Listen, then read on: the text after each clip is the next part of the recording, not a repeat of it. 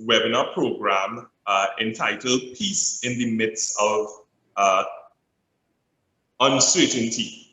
Before we get started with this afternoon's program, please allow me to invite Mrs. Pamina Boyne-Charles to sing the national anthem for us.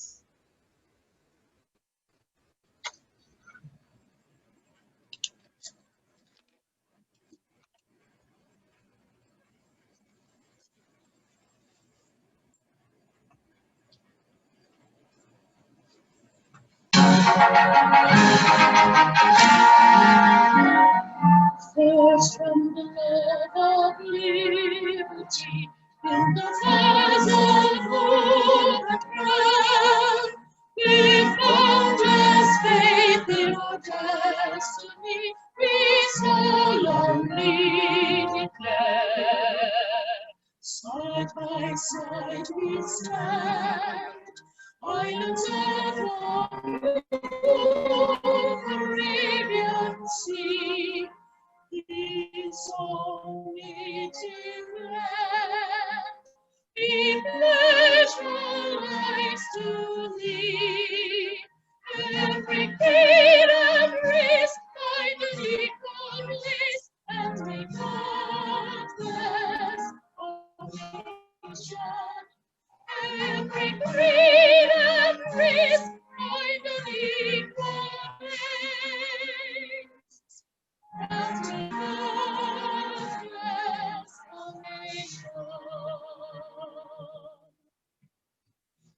And at this time, I will also ask Mrs. Boyne-Charles to recite the Credit Union prayer for us.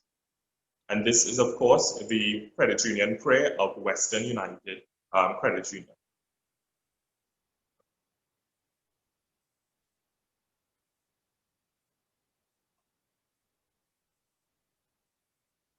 Please proceed.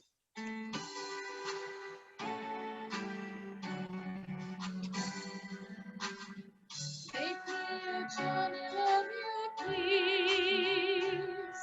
Where there is hatred, let me bring your love. Where there is injury, your pardon roll. And where there's doubt, true faith in you.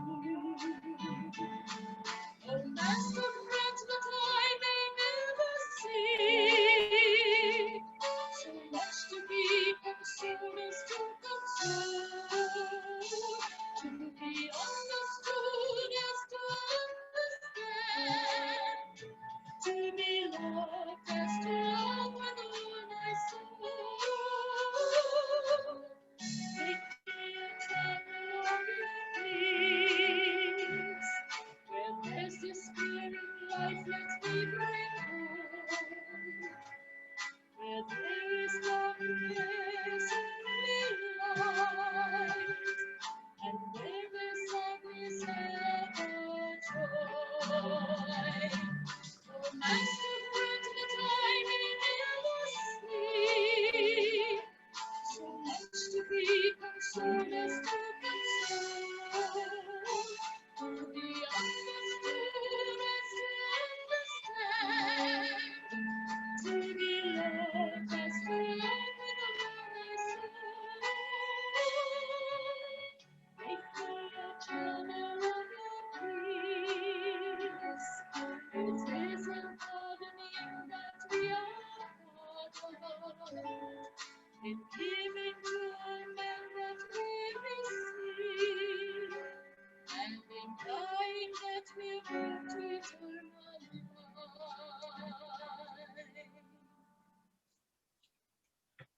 Thank you very much. At this point in time, I would lead us in the invocation, and I would ask that during this time, to whomsoever you pray to, whomsoever you acknowledge as being God, even if you are a humanist and you would like to take this time to reflect, I would ask that He who we call Creator, please bestow upon us today your richest blessings as we proceed with the business of Western United Credit Union in strengthening the knowledge and wisdom of our membership and those who are prospective members looking at what a good and effective credit union can and should look like. We take this time to acknowledge your presence in everything that we do. We want to bestow upon you all of our richest thoughts and positive energy so that that would in turn be reflected in how we conduct our business and conduct ourselves. We ask that you watch over us, our goings and our comings. We pray that you recognize the valiant efforts of our team at Western United Credit Union in really bringing forth a strong institution, bringing it back from whence it was into a new dawn, a new era, a new light, especially in the midst of uncertainty that we are facing the world over. We thank you for life. We thank you for another opportunity to do your work, to make this country of ours a better place and this world of ours a better place. We ask all of this in your holy name, in whom and whatsoever we acknowledge you, and we thank you each and every day for that which you have done for us. Thank you. And at this point, we would now quickly move into our next segment in this webinar series, reminding you that it is peace in the midst of uncertainty. I would like to introduce our president to bring opening remarks, the ever energetic, excited, and compassionate Mr. Mark A. Ferret, president of Western United Credit Union. Mark, the floor is yours. Thank you, Nikolai. Good afternoon, fellow cooperators and specially invited guests. Welcome. Every day is a God-given gift, filled with many great possibilities despite this adversity that befalls us in the form of a COVID-19 pandemic. This pandemic, even as we speak, continues to infect and increase our mortality rate far beyond what we could have ever expected globally. However, notwithstanding the hardship, be it physically, mentally, emotionally, spiritually, and financially, that this unseen evil has presented to us all, WESCU wishes to offer all of you golden nuggets of wisdom on how to find peace in the midst of uncertainty and how to remain prayerfully calm, filled with hope even as we all try to find strength and courage in the center of the storm. Philippians 4:6-7 says that regardless of the circumstances we might face, that our position of gratitude, humility, and faith must be ever present. It further says, actually, be careful for nothing, but in everything by prayer and supplication, with thanksgiving, let your requests be made known unto God. And the peace of God, which passeth all understanding, shall keep your hearts and minds through Christ Jesus. I would like to invite all of you, get your pens, get your paper at this time and start making a special journal and recording all the things that we need to be grateful for in the midst of this pandemic. As we try our best to navigate this storm, we can and should use this crucial period in our life's journey to rebuild broken relationships. As we, as God's beautiful creation, must do so from a position of forgiveness, self-awareness, and love. For God's love and unflagging commitments drips with continuous love and compassion towards all of us. Therefore, let us use this time not encamping ourselves with fear and anxiety, but let us build relationship by making a fresh start for ourselves in how we think, speak, and believe in our anointing. What is your anointing?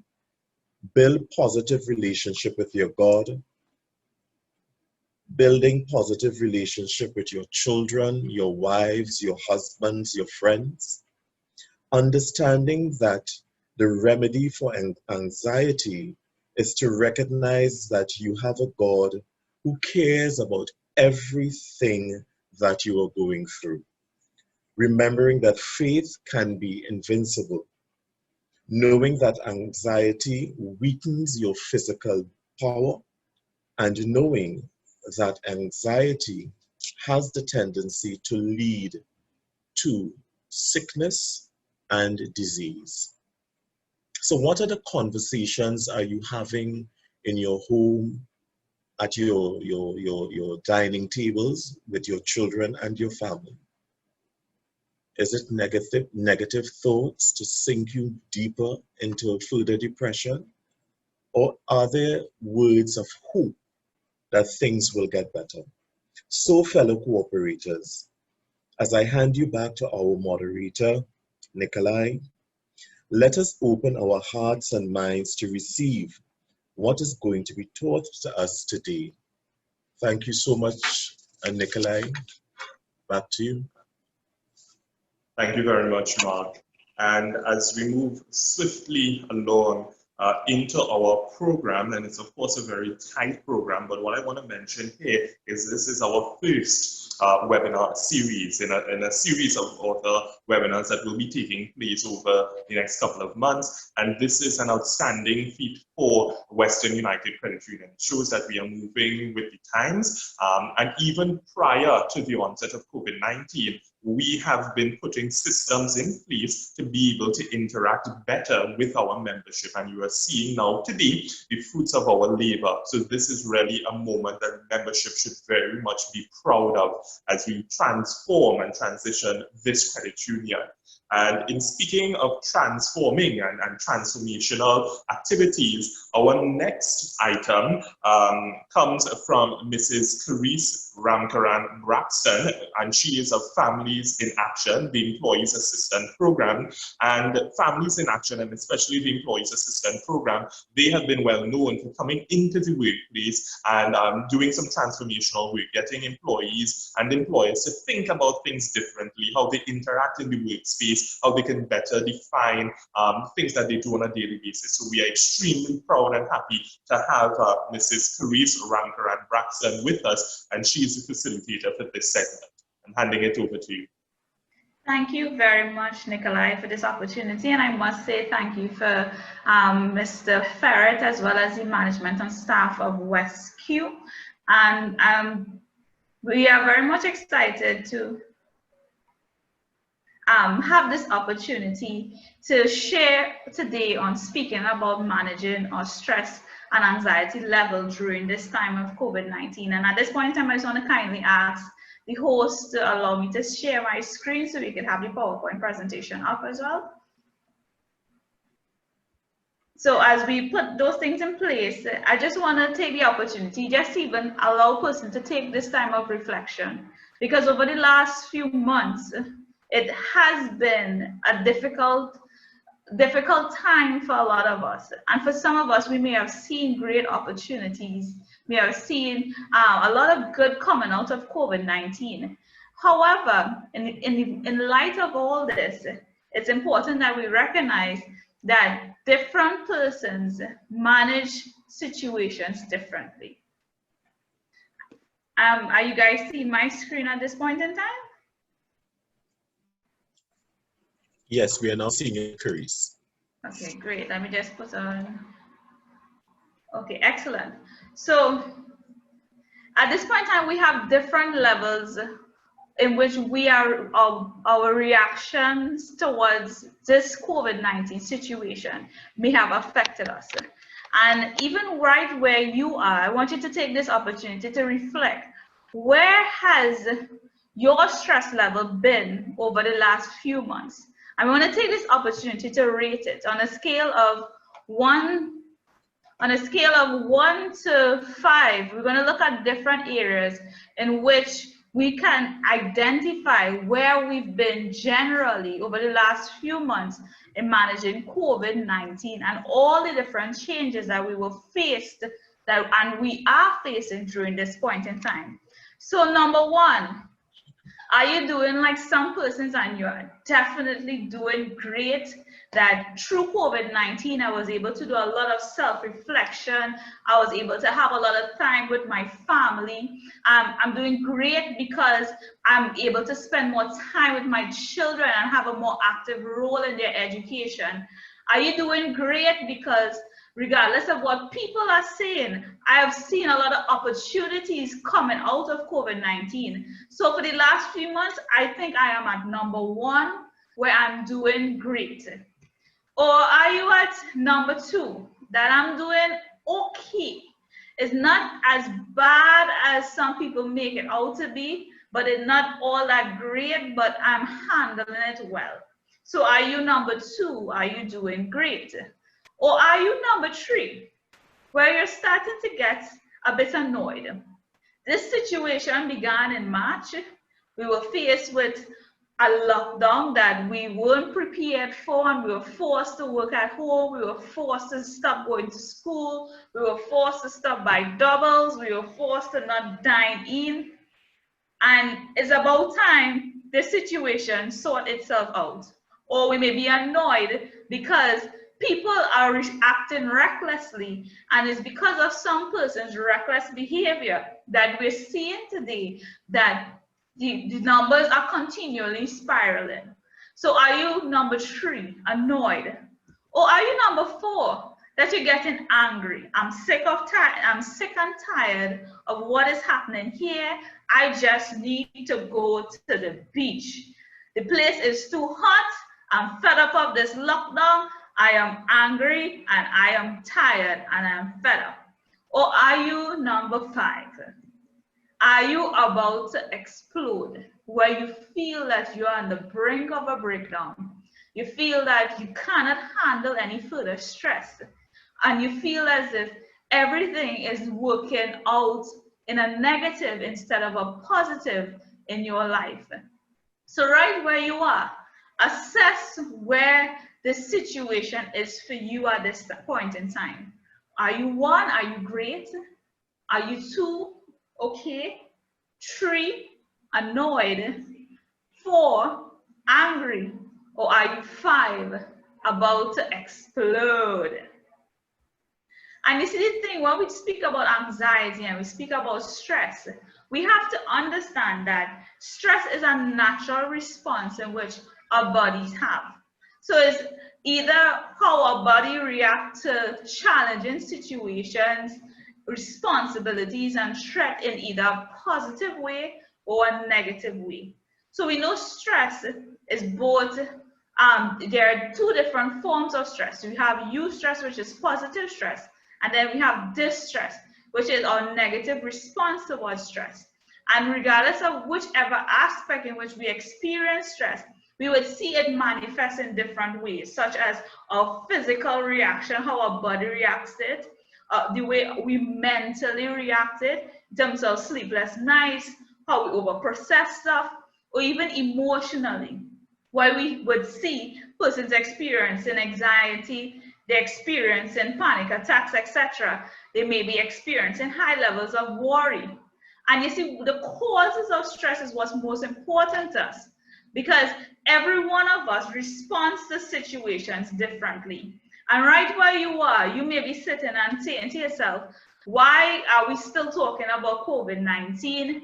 I'm handling this well. I don't see the big deal about it. Wear your mask, wash your hands, stay away from crowded areas, and it's that simple. Why are people stressing out about it?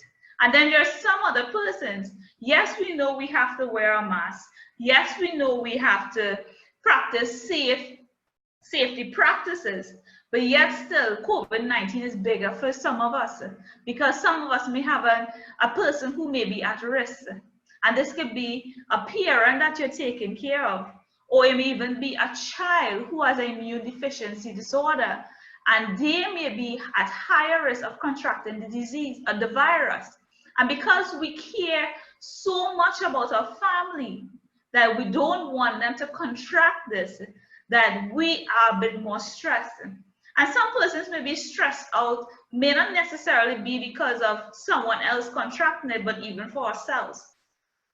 if I contract COVID-19, it means that I have to go into quarantine. And if I am in quarantine, it means that I will be losing at least 2 weeks' wages from my present situation. And even as we go into next week's segment on dealing with finances during COVID-19, finances could be a great stress upon our lives.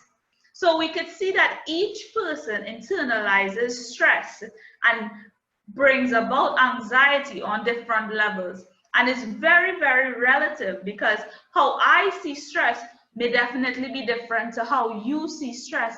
And doesn't necessarily mean that my approach or my method is better than yours. It's just different people react to situations differently. And further to this, there are different levels or intensities in which we experience stress. So there may be small annoyances. So small annoyances could be something simple as you're seeing someone walking on the road and they're not wearing their mask. And for you, that's a small annoyance, like just put on your mask. How difficult is that? But you will not lose sleep because you saw someone not wearing their mask. You will not be stressed out because you saw someone not wearing their mask. But then there may be medium challenges where you're in a space and someone is sneezing and they're coughing next to you and they're not wearing their mask, one, and you're annoyed a little bit, you're a bit more annoyed because you know that you are not in a position where you want to contract any virus, whether it's COVID-19 or even the common cold, and you're seeing some persons are acting recklessly and still coming to the workplace, and even though they're exhibiting certain flu-like symptoms. So that may be, to some persons, a medium challenge. And that medium challenge may have mid-level stress. So it may not be the place where you may have a panic attack, but it brings some sense of annoyance to you. It brings some sense of worry and extra concern. And then there is a serious stress where persons may be exhibiting different debilitating stress effects. So that's where you see them experiencing panic attacks, anxiety, sleeplessness. So we examine that there are different causes within our lives, even with COVID-19. Although we're speaking on a general basis of how COVID-19 may be affecting us, each one of us experiencing it differently. And with our body, we have different levels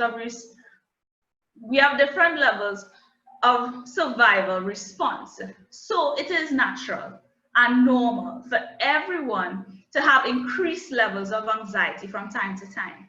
You see, anxiety increases our alertness and performance by making us hyper aware, which is excellent, because here it is now, we become more vigilant in terms of what is happening around us. And it's a survival instinct that helps us to fight, to flee, or to freeze. Because anxiety can become maladaptive, or it could be dysfunctional if it hampers with the ability to absorb new information or plan an appropriate response using logic and reasoning. So when our anxiety affects the way we're supposed to function in a logical way, then it becomes maladaptive or dysfunctional. And you see, the thing is with COVID-19, this pandemic, it can be very stressful and frightening for some people, because stress and anxiety about this virus can be very overwhelming. It could cause strong emotions, even both adults and children, particularly during this uncertain times. So some concerns that may be coming out of COVID-19 may look like concerns regarding protecting oneself from the virus because they are higher risks of serious illness. Or some persons may be worried because that regular medical care or community service may be disrupted due to the facility closures, reductions in services, and even with the public transportation changes and rotations that were taking place over the last few months. Some persons' concerns may be even social isolation, especially if we live alone or in a community setting that is not allowing visitors because of the outbreak. Some persons may have concerns regarding guilt if loved ones need our help with activities of on a daily basis. And because we know that we're working, or because we're out into the public, or we may be very much cautious about not infecting our family members, that we have to isolate ourselves from persons who are at risk, we feel a greater sense of guilt because we're unable to do the things that we would usually have done prior to this pandemic.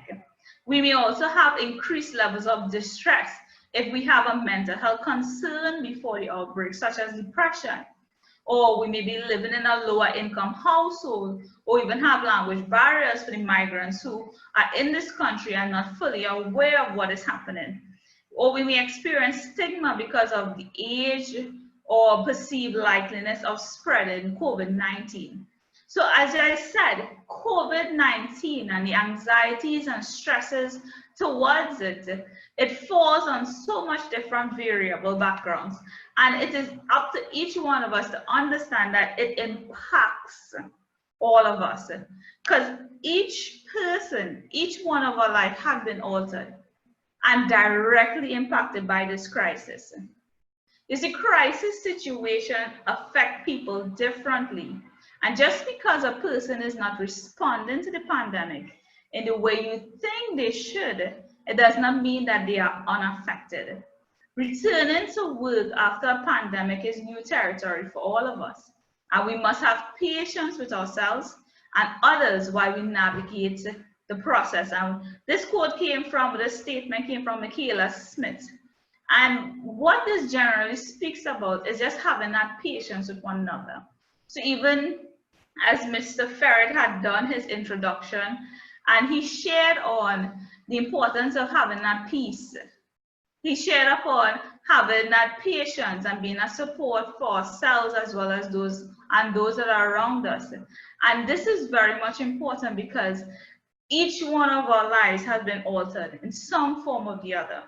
And it is up to us at this point in time to not just be patient with ourselves, but to also be patient with others while we navigate in this process. Because we are charting on new territories. And how I react may be different to how you react. And the process in which we think, and within this process,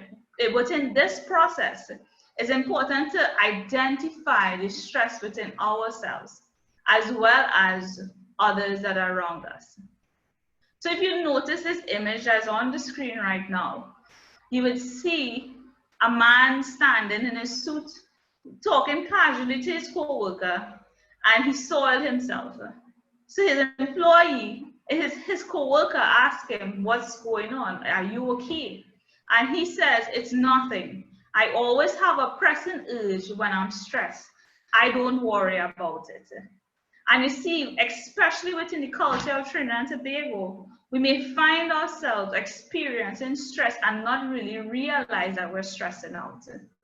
And through this presentation, it would help us to identify when we're stressed out, when we're experiencing high levels of anxiety, and what we can do to manage this.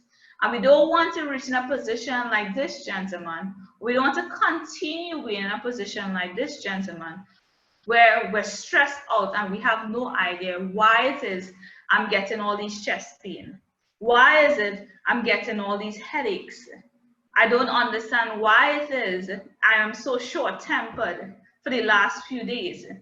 And it's true being able to be aware of what stresses us out or what brings on anxiety within ourselves, that we're able to deal with it, as well as provide support to one another.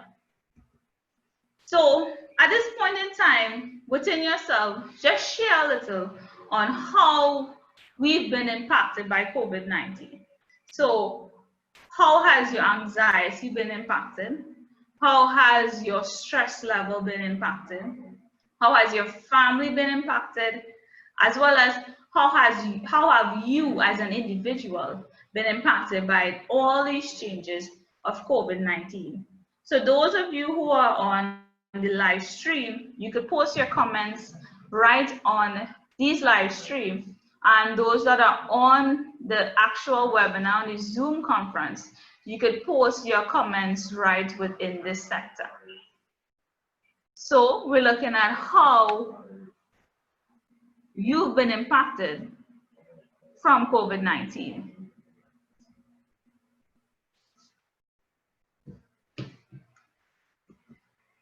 And now that we're able to identify how we've been impacted, we're going to look a little bit about how to spot the stress within ourselves and within our own life. So the first thing, how to spot the stress, is looking at how you might feel. So looking at that component first, how you may feel. So you may feel irritable. When someone is stressed out, they tend to be a bit more impatient. So before, when it was quite easy and was quite affordable, and you had much more patience to deal with the kids with this homeschool and the online classes, that because you're feeling a bit overwhelmed and you're feeling a bit stressed, you realize that your patience level is low, that you find yourself snapping on your children, you find yourself snapping at your partner, that you're a bit more aggressive than you once were before. And this is a clear indicator that you may be stressed out, or you may have some level of stress or anxiety that you're facing at this point in time. And another aspect in which how we may feel is the sense that we may feel overburdened. You're doing your regular routine on a daily basis, but somehow or the other, today I feel overburdened. Today I feel that it's too much. Today I feel as if, today I feel as if that the world is crumbling down on me. And then there's some persons who may feel that they're uninterested in life, that they're going through life day after day, experience after experience, but yet still there's no joy, there's no zeal, there's no enthusiasm. I wake up this morning and it's just another day. There's no reason to look forward to what I'm about to do today, or what I'm about to do tonight, or what I have in store for next week. There's a large sense of disinterest in what is happening around them. Some persons are unable to even enjoy themselves. So persons may be with their family, spending time with their kids, spending time with their loved ones. And in this time, whatever is happening around you, you're hearing laughter, you're hearing joy, you're hearing happiness, but yet still, you find no excitement in it. You find no joy within yourself. There's things that you used to do before, like board games, spending time with family members. Those things would have brought joy to you. But all of a sudden now, you're unable to even enjoy yourself. Or even, and this is a big one that is happening, that continues to be recurrent with a lot of persons, where they find a lot of difficulties in switching off their thoughts. Constantly, they keep thinking about what they have to do, what they need to finish, what they need to fix. They may constantly thinking about how could I resolve the situation? How could I make the situation better? I don't know what else to do. I'm brainstorming a million and one different things, but it seems as if I'm not finding the answer. And persons just don't know how to switch off their thoughts. And don't worry, later on to this segment, we will teach you guys on how we could actually, there's certain practices, certain techniques that we can use to help us manage switching off our thoughts so that we can live in the moment and not be stressed out about what is happening after. Some persons may lose a sense of humor. So someone may be talking to you and you just like, oh gosh, stop with your wildness. Stop with your wildness. I'm not in the mood for this. And everyone is having a grand time. Everyone thinks it's so funny, but you may feel as if this is not even funny. Why are you coming to me with this? And it's like, you know, some persons say that you're heavy and that you don't know how to be light and you have this cold persona.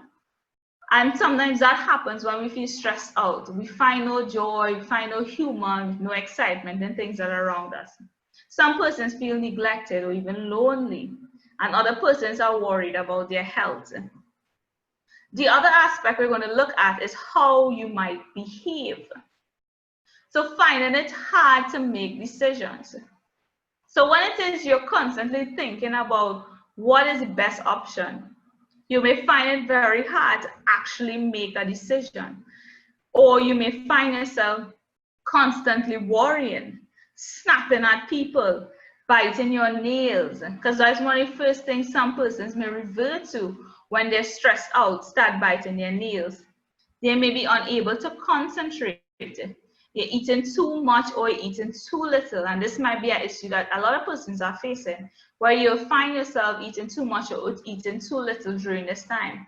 You find yourself feeling restless, you can't stay one place for a long time, or you may behave in ways in which you are very tearful or crying, very sensitive, you're emotionally sensitive. So these are some of the ways you might behave. And number three, how you might be physically affected. So these are just some of the aspects, but stress takes different tolls upon our physical body. And some of the things that we may experience is muscle tension. So you may have these muscle tensions on your shoulder, behind your neck, behind your ears. You may even have problems getting to sleep because of the constant worrying and thinking about what has to be done. You may find yourself feeling tired all the time. Other persons may experience grinding their teeth or clenching their jaw. I actually have an uncle, whenever he's stressed out, you know he's stressed out because he constantly grinds his teeth. And those are some indicators that you're physically stressed out.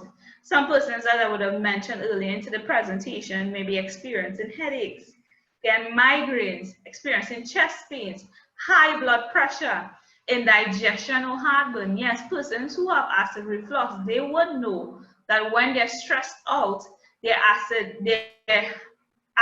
indigestion and their heartburn and their acid reflux tend to flare up more during this point in time. You may find yourself feeling sick or dizzy or faint.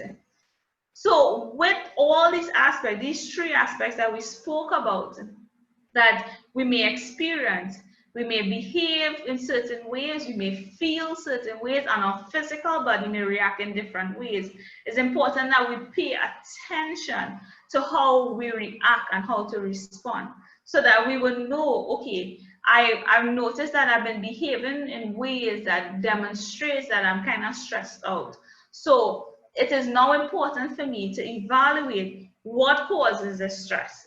What is the reason why I'm stressed out? Some of us are very clear what we're stressed out about, but then there are some persons, because they don't take time to actually don't take time to actually be aware of themselves, that they're not even sure what they're stressed out about.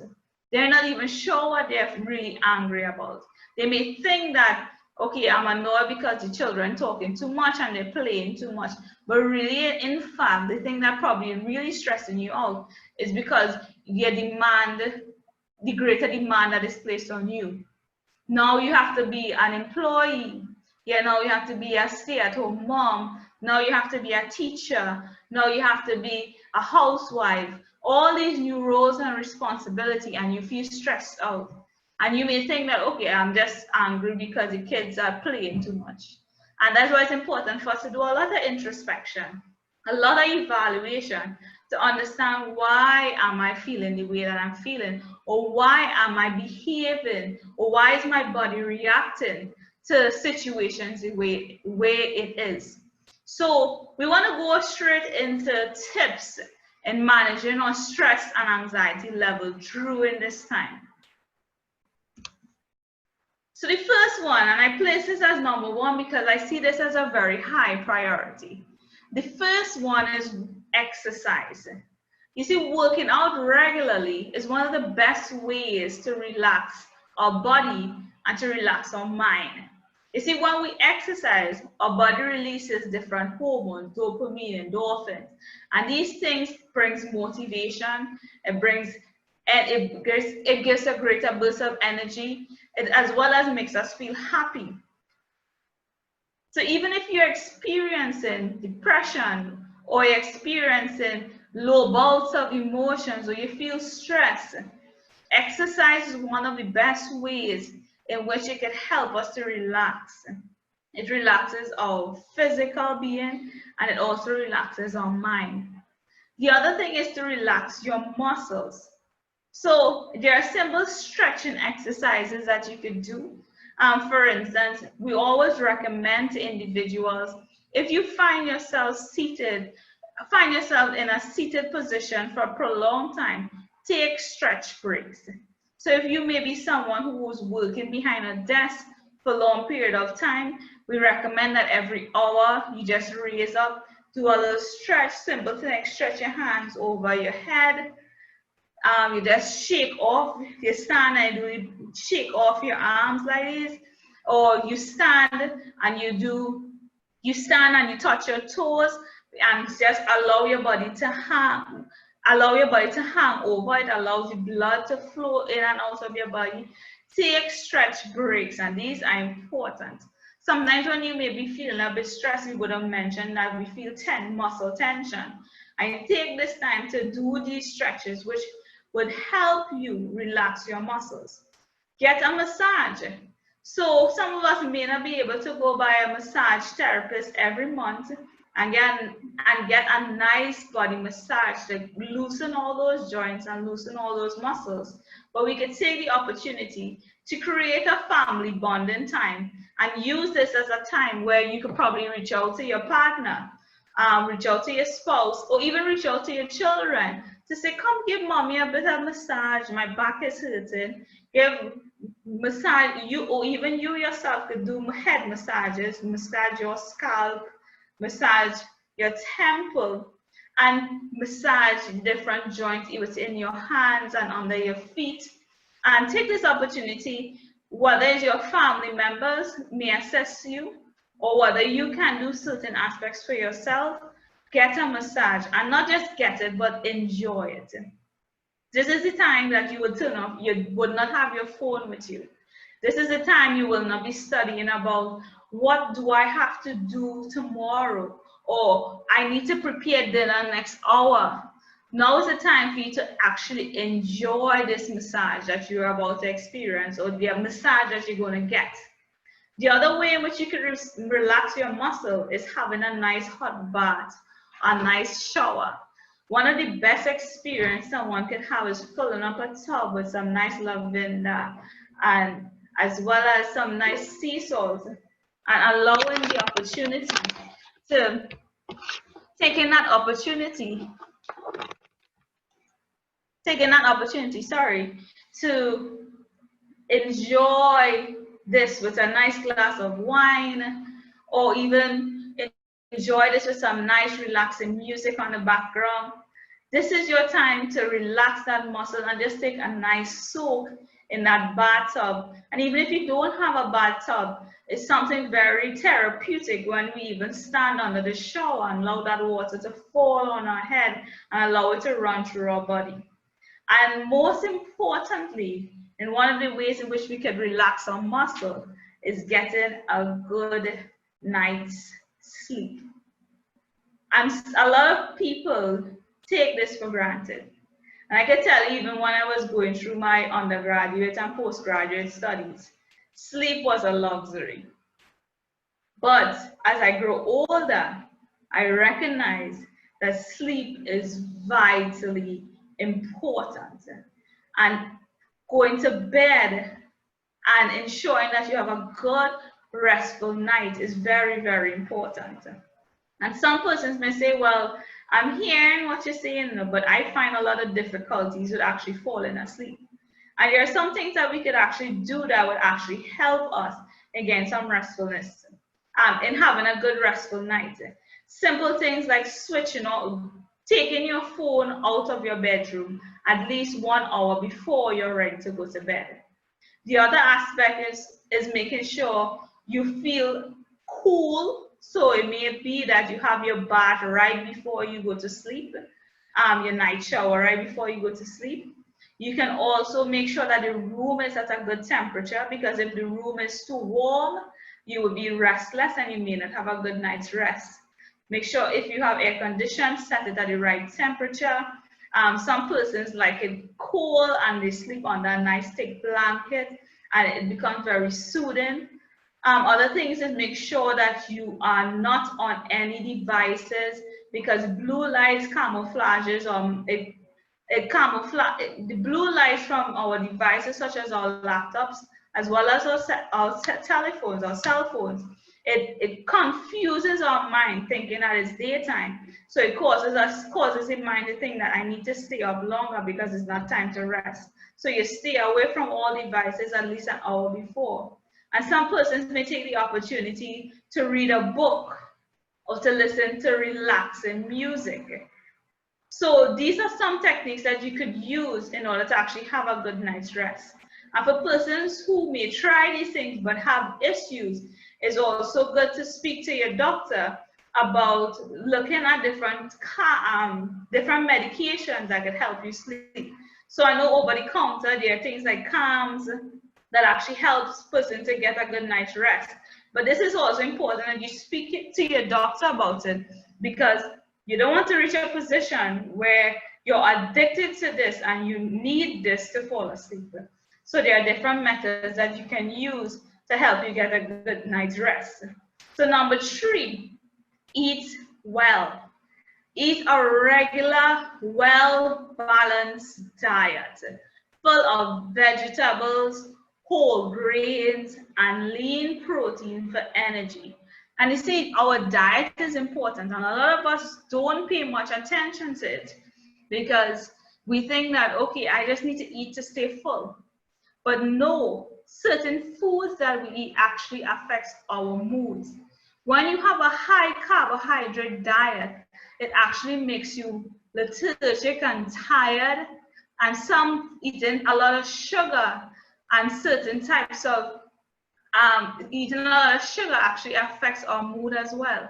So that's why it's important for us to have a well-balanced diet. Make sure it has a lot of vegetables. Don't eat all that white flour. Have some whole grain food. And make sure you have that protein in with your meat and your peas so that you will have the energy that you need. Number 4, you slow down. And this is important, slowing down, because we find ourselves keep going and going and going and going, and we don't have time to enjoy the view that is around us. So some persons set their watch for 5 to 10 minutes ahead.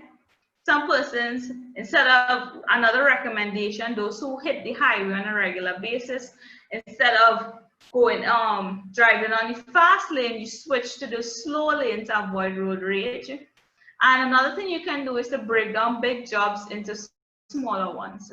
So you just slow down. If you realize in assessing your day-to-day runnings that you're that person who have 20 tasks ahead of you, but realistically you're able to complete 15, reevaluate your list of to-dos and slow down a bit so that you can enjoy what you're actually doing and actually be in the moment. Number 5, you take a break.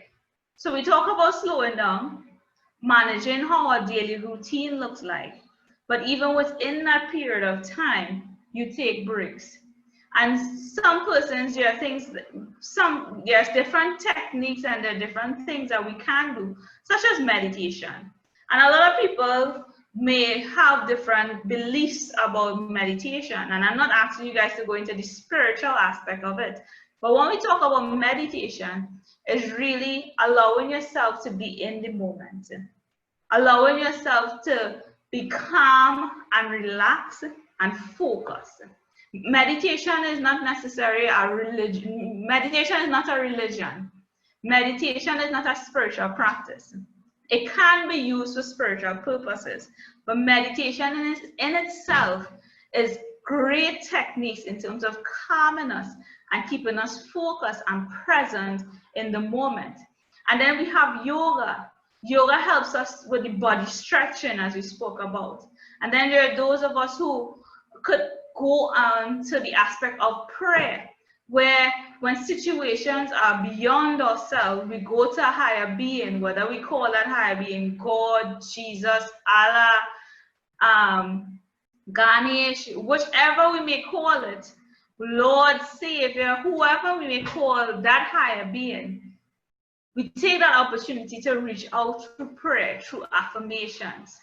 And you take time to even listen to your favorite music, stopping and taking a break, spending time in nature.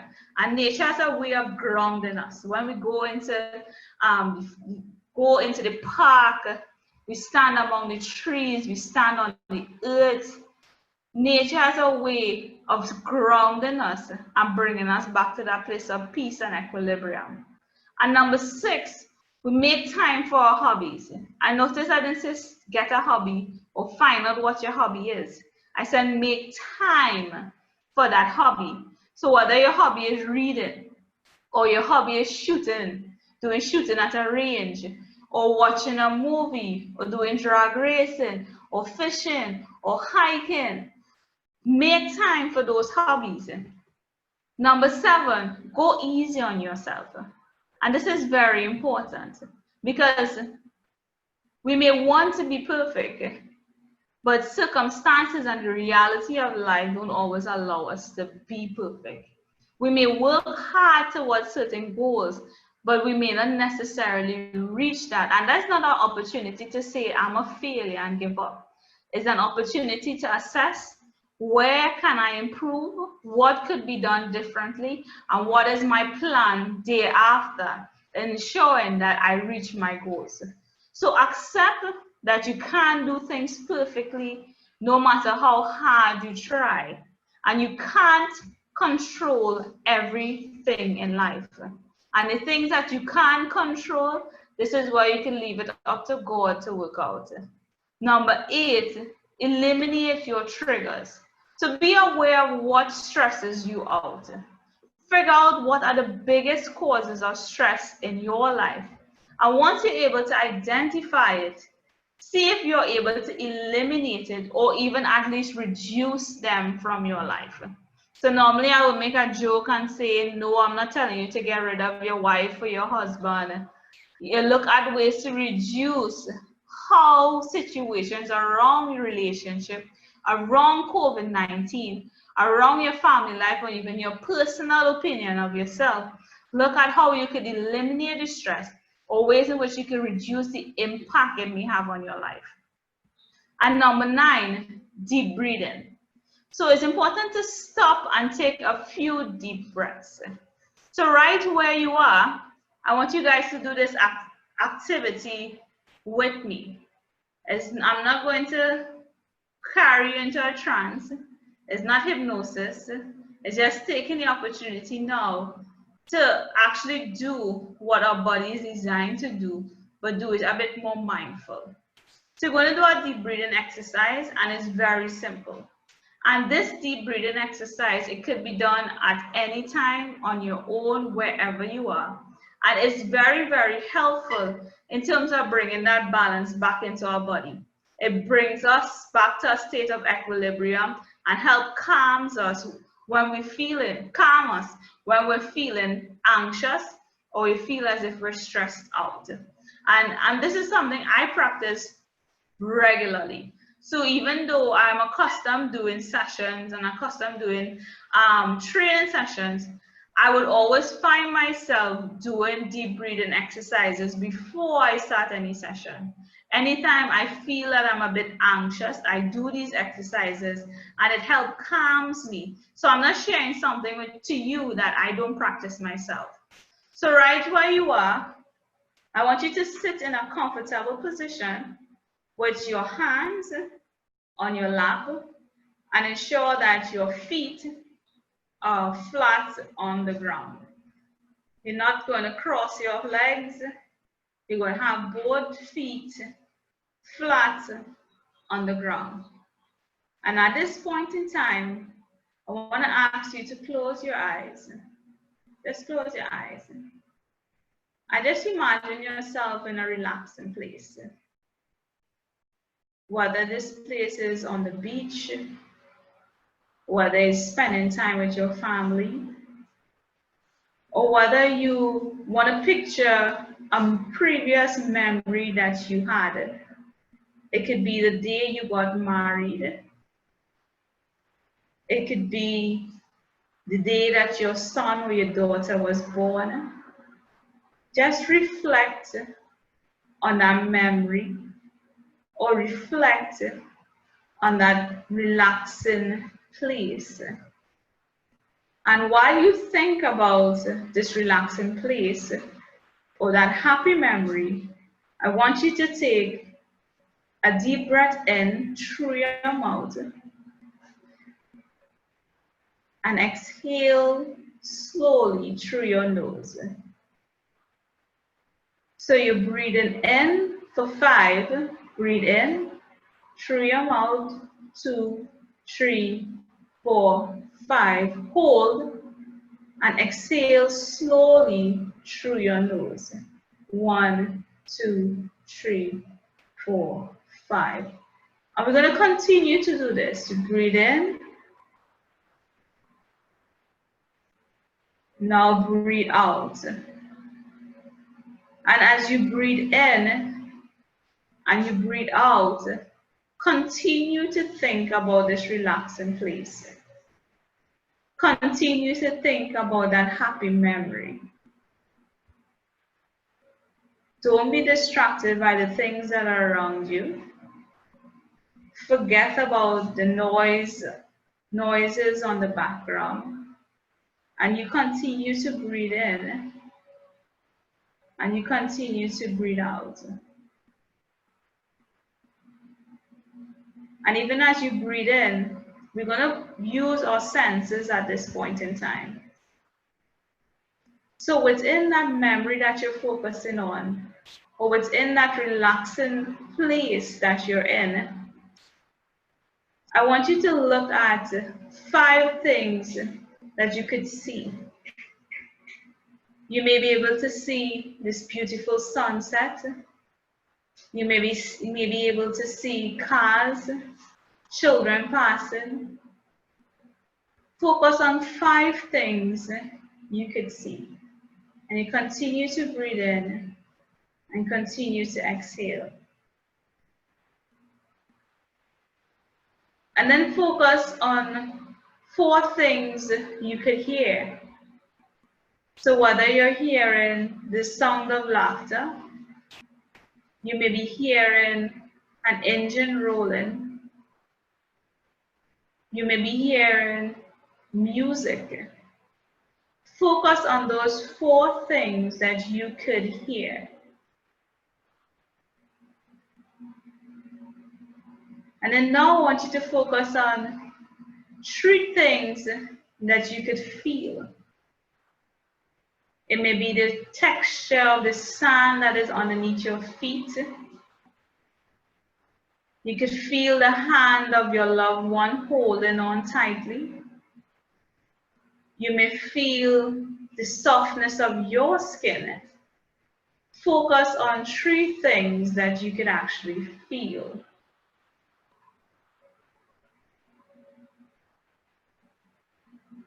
Now we're going to focus on 2 things that we could actually smell. It could be the scent of your perfume, the smell of food. Focus on those things that you could smell. And lastly, you're going to focus on 1 thing that you could taste. Whether it's the food itself that you've been smelling, whether it's the taste of your tongue, or the taste of something that was in your mouth at that point in time. Focus on that 1 thing that you can taste at this point in time. Keep your eyes closed and you breathe in and you breathe out. And now I'm going to ask you to slowly open your eyes. Give a nice smile to the person next to you, or smile to yourself and tell yourself that you did a great job.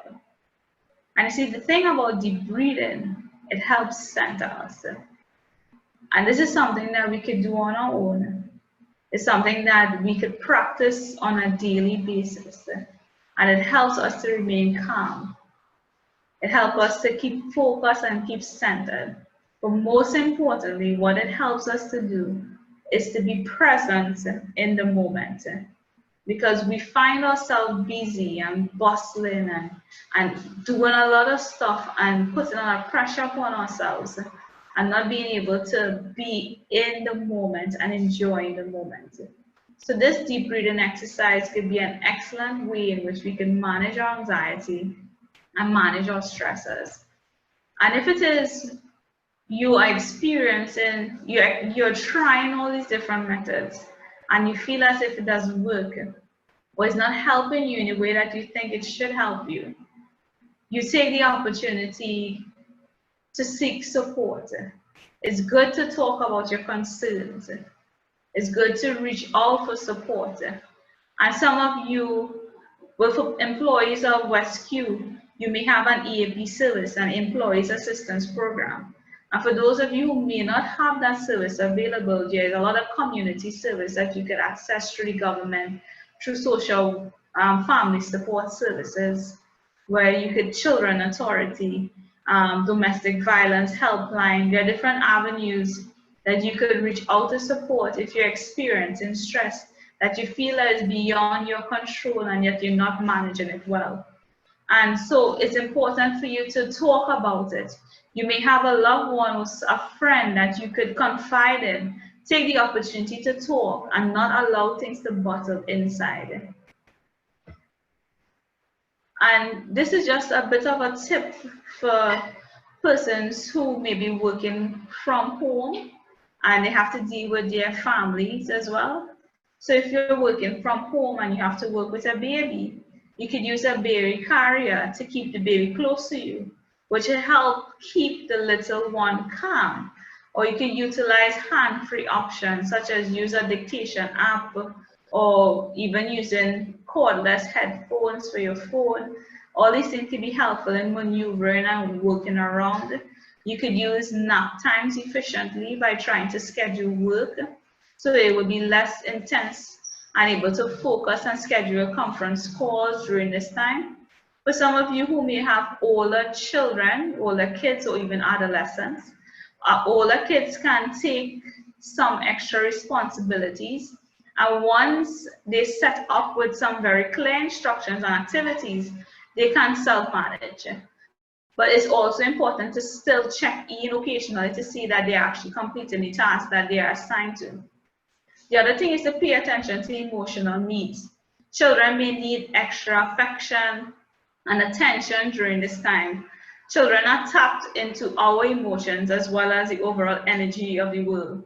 So they may have a difficult time adjusting to the new routine or feel overstimulated, and this is where you come in to provide that extra support, because as I said, children tap into the energies that are around them. So if you are stressed out, they may feel stressed out. If you're angry, they may feel angry. So exert those positive energy of joy, of excitement, of enthusiasm. Even if you're working with your partner, discuss the compatibility of the working style. Decide if you want to have designated eating or hanging out times or prefer to do your own thing each day. Let your partner know if you like chit chat or you prefer to work in silence. If your daily work schedule varies, be sure to talk about this ahead of time so you guys could work together to create a structure that works for each one of you as well as other members of the household. So this is just a little extra tip for those of you who may be working from home and want to work productively with your family members around. So at this point in time, this is the end of my presentation. And as we would have spoken about today, is that being able to understand that stress affects all of us in different ways. Anxiety plagues us in many different forms and many different sizes. And what's very important is to be able to spot and identify where our stress is coming from, what triggers our anxiety, and looking at ways that is most effective to you in terms of managing your stress and your anxiety levels. Because what might work for me may not necessarily work in the same way for you.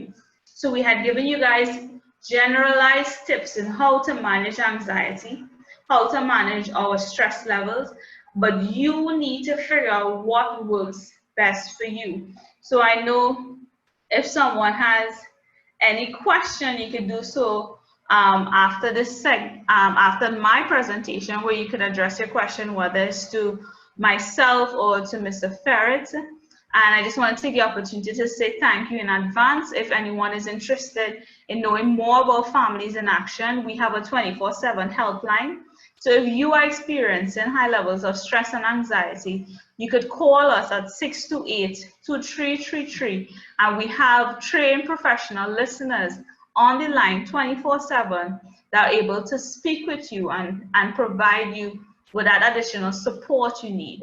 Or you could visit our website, which is familiesinaction.net, or you can send us an email at info@familiesinaction.net. So I want to say thank you very much, and I want to hand back over to Nikolai. Thank you so very much for that. I'm sure everyone else will agree with me in saying that it was very informative, and you led the way there for some questions if persons do have questions.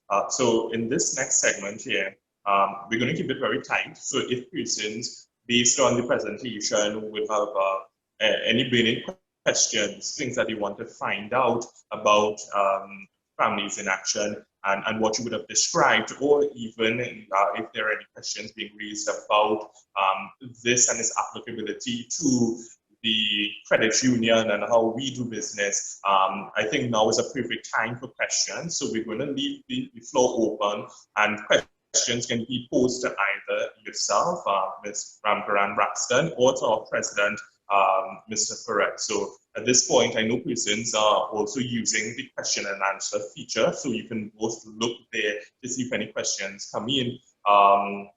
But of course, the floor is open, and we'll keep it very tight in terms of the questions and answers.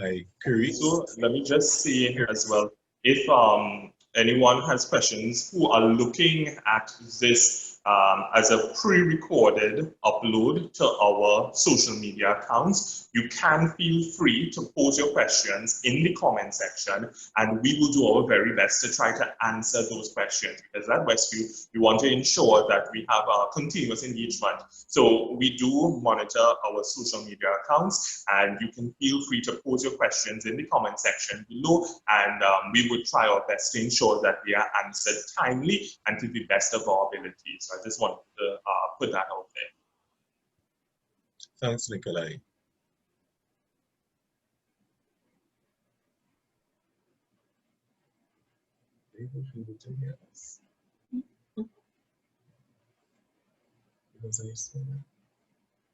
Carissa, are you hearing me?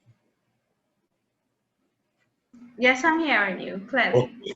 I saw a question in the chat earlier where someone was asking if you offer the same segment or same COVID-19, the ability to handle stress for children during this time. Mm-hmm. If you offer the same kind of tips, but more in line for children. Okay, so I'm seeing a question here we're from Elizabeth Henry Stewart in terms of relaxing exercises or support for children.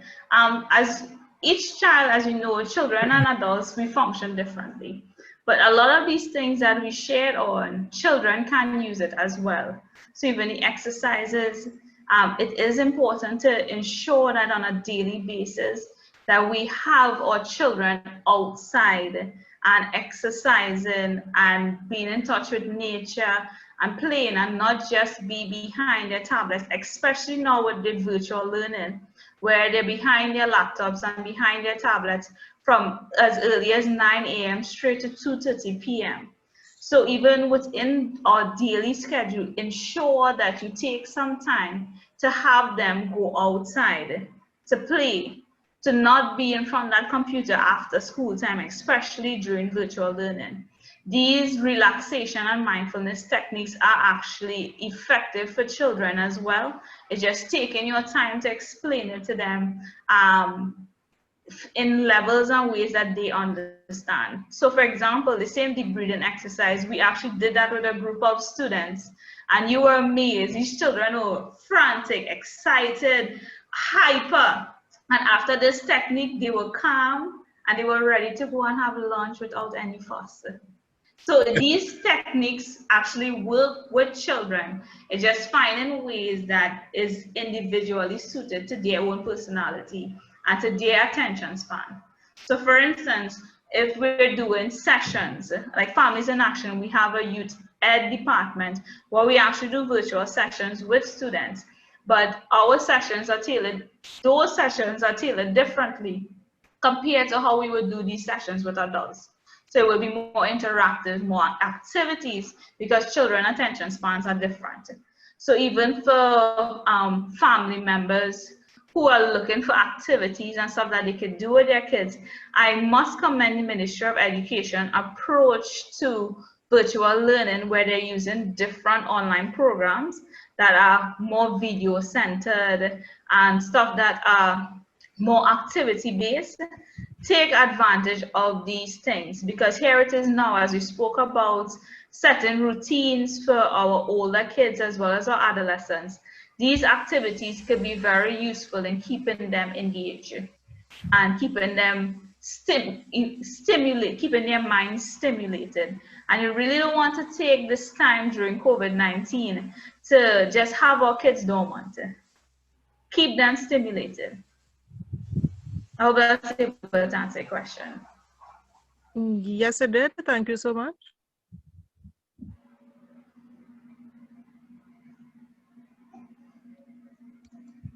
And what about Kerry's parents having some fun time with their children, playing with them? Maybe while mommy or daddy's in the kitchen cooking, they are also helping mommy and daddy to prepare the meal for later, setting the table. Those sorts of things as well, I find would assist in the elimination of stress, and also to build stronger relationships between your children and yourself.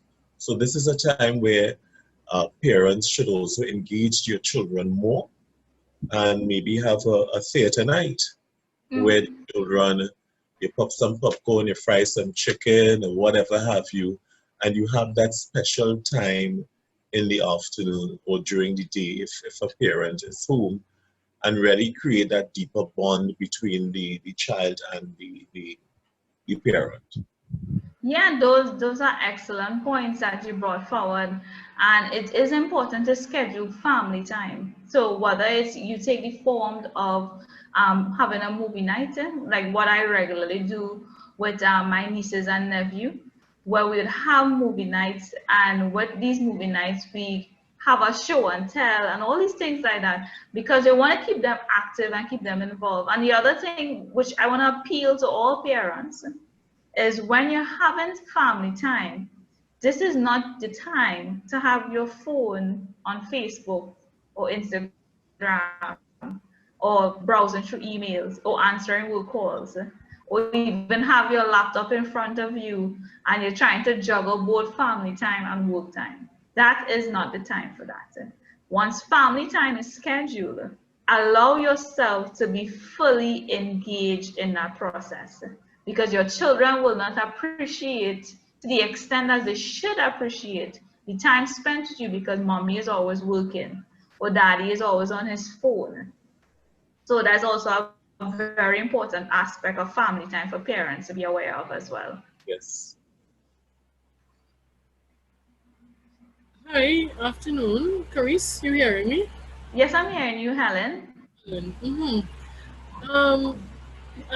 When you were talking about the importance of sleep, you know, sometimes you would go to bed, especially around these times. It has happened to me. You feel you sleep well whole night, but you get up feeling tired, like it's now time to go back and sleep.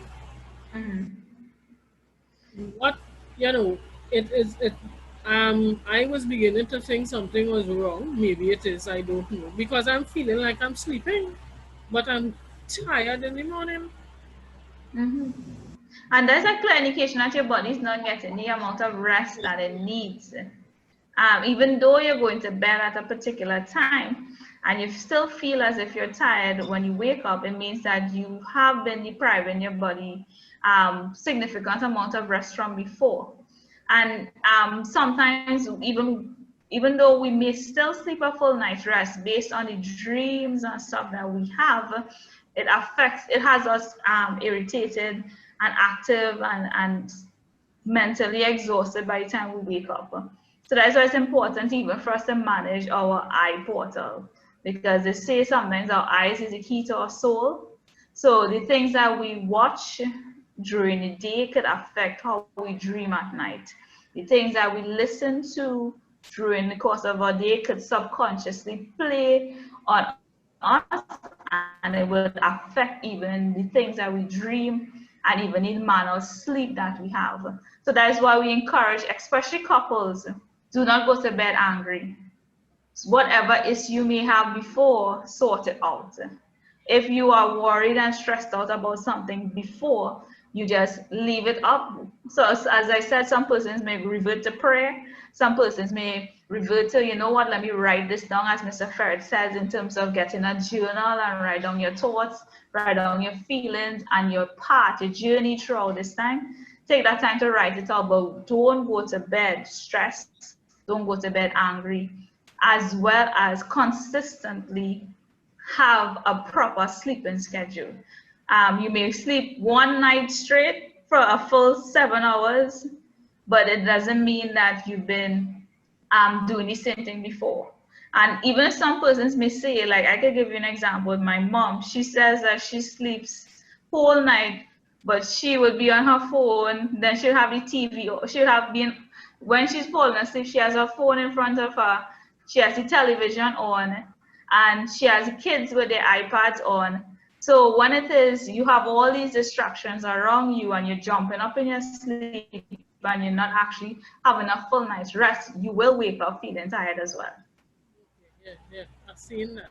The TV on, so yeah. Yeah.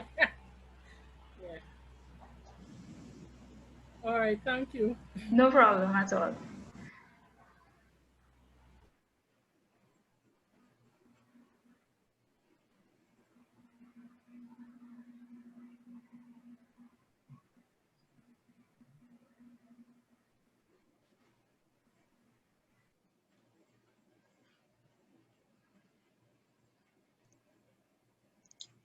Teresa, I liked what you said about putting the phones and the computers and the tablets aside, because sometimes I find we get too wrapped up in those things, and if we don't have them with us 24/7, that we will die. But there was always life before cell phones and computers and the internet and all these things. And sometimes we just need to take the time out just to breathe and truly spend time with our family and give them our undivided attention. So I was happy to hear you say that. I was seeing Nikolai ready to jump back in. Nikolai?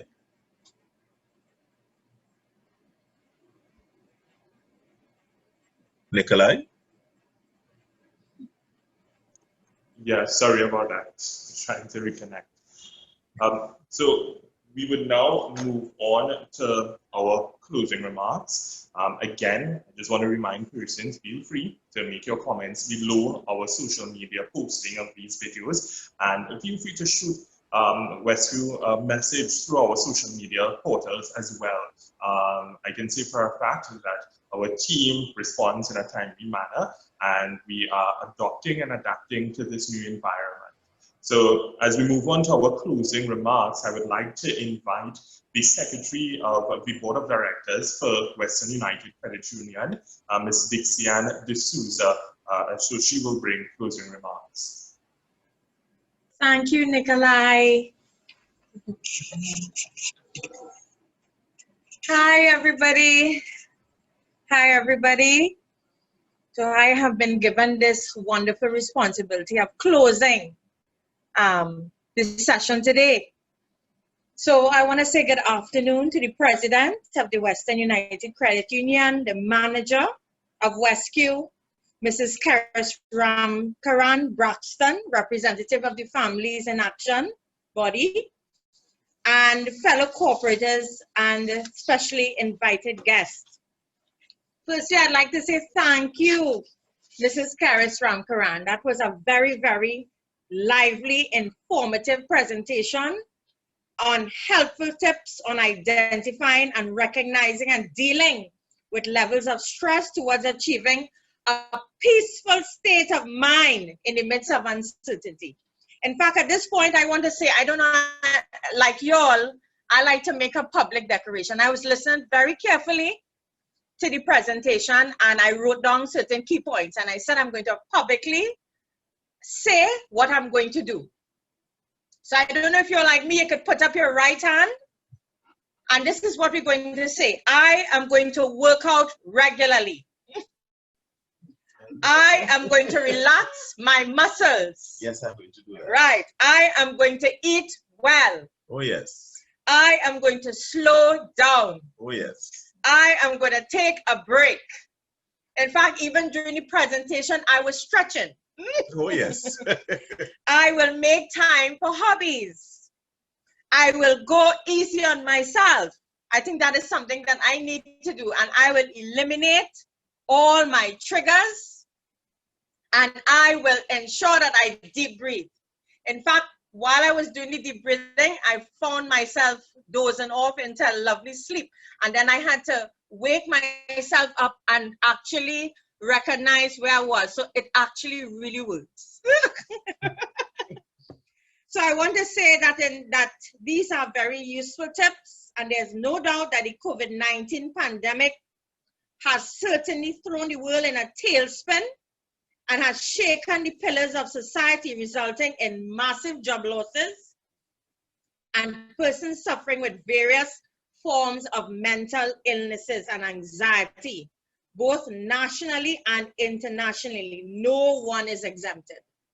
And this is really, really some crucial tips, right?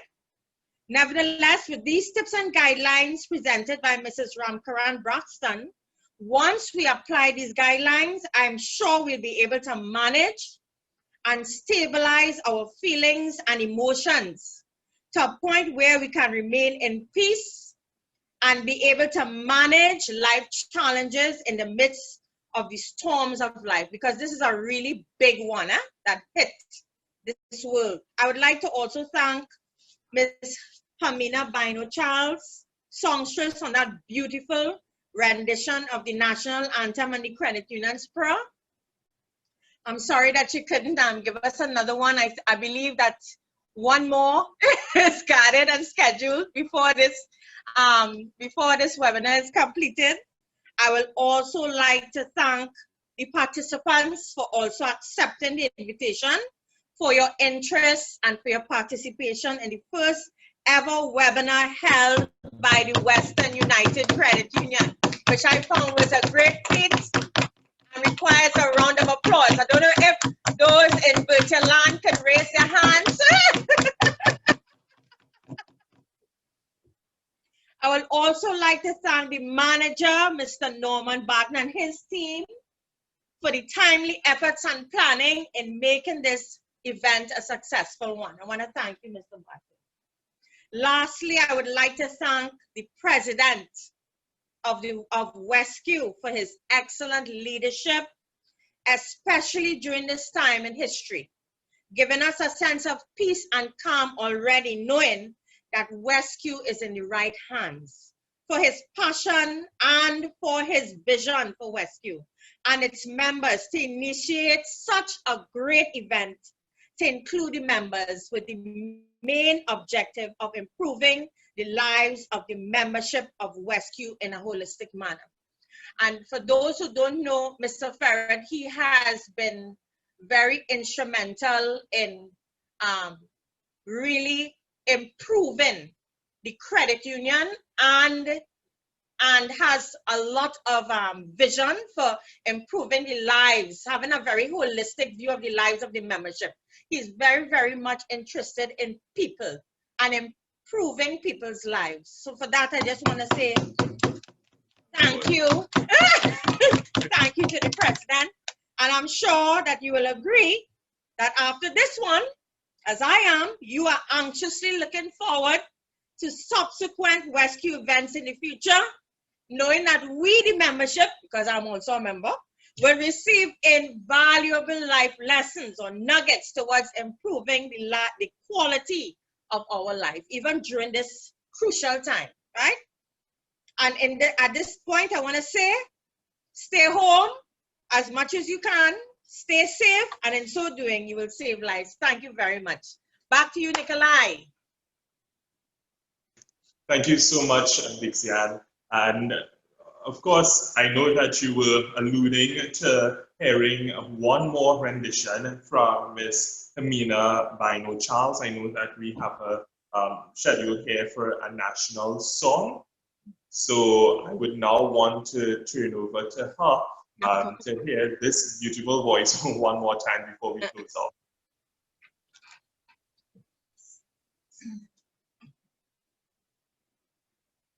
God bless our nation of many varied races. May we possess that common love that binds and makes us one.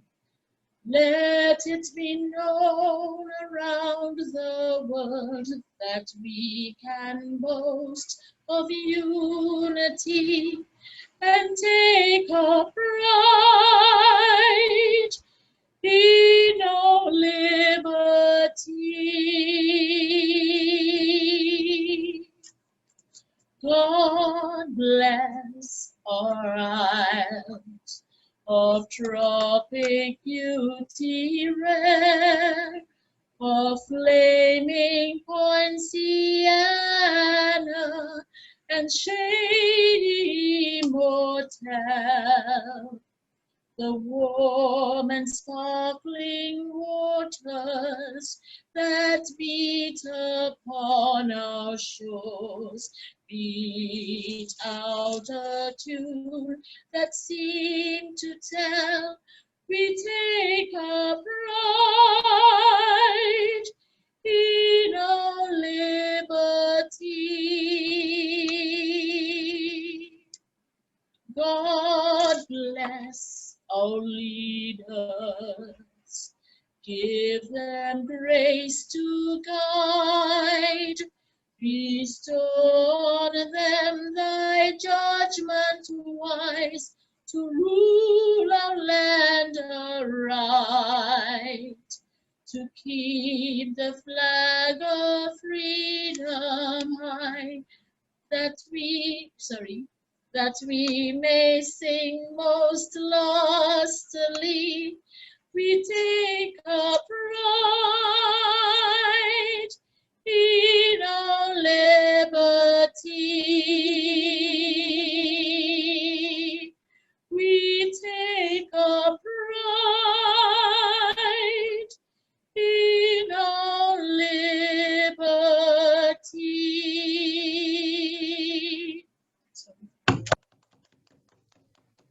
Thank you so very much for that rendition. I'm not sure about anyone else, but I can tell you I was singing along most lustily. Yes, yes. Me too, Nikolai. Ladies and gentlemen, this has brought us, unfortunately, to the end of this first installment in our webinar series brought to you by the Western United Credit Union, the Family Credit Union. Our webinar was entitled Peace in the Midst of Uncertainty. And I do understand that we have our next segment on October 7th, if I'm correct. So Yes. please stay tuned to our social media accounts. Be sure to look out for any advisories coming out from Western United Credit Union as we keep our membership fully aware of the goings on at the credit union. So we want to encourage you to, if you have not joined as yet, to become a